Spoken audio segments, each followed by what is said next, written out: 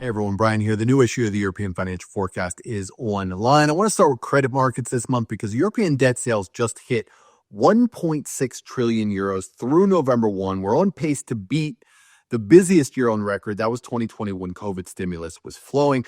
This is an important signal of overconfidence, in my opinion.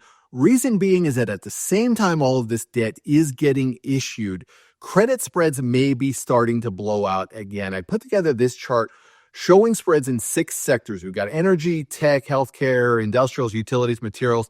Most of these spreads are at 2.5-year highs. Energy sector just hit a 4.5-year high. So bond spreads are saying, hey, credit conditions are getting worse. Corporations are saying, hey, we can sell whatever debt we want, and investors are going to buy it. This contradiction, I think, is going to get resolved with much higher interest rates, and that's going to change the calculus for owning equities. Other thing I want to comment on is something I've noticed across social media lately. It's this sudden preoccupation with the underperformance of European stocks. A good way to view this is to plot the ratio of the stocks 50, we're in dollar terms, versus the S&P. Europe is now down 80% by this methodology. Very bleak picture.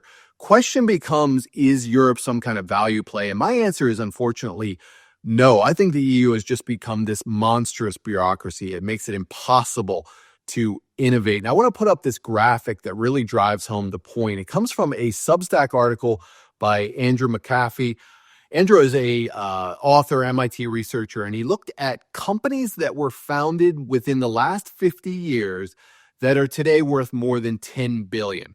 Europe, just 13 such companies, 400 billion in market cap. The United States, 100 plus companies, 30 trillion in market cap, 70 times higher than the EU. So I'll put up a link where you can read Andrew's methodology, a fantastic article. It was not behind a paywall last time I checked.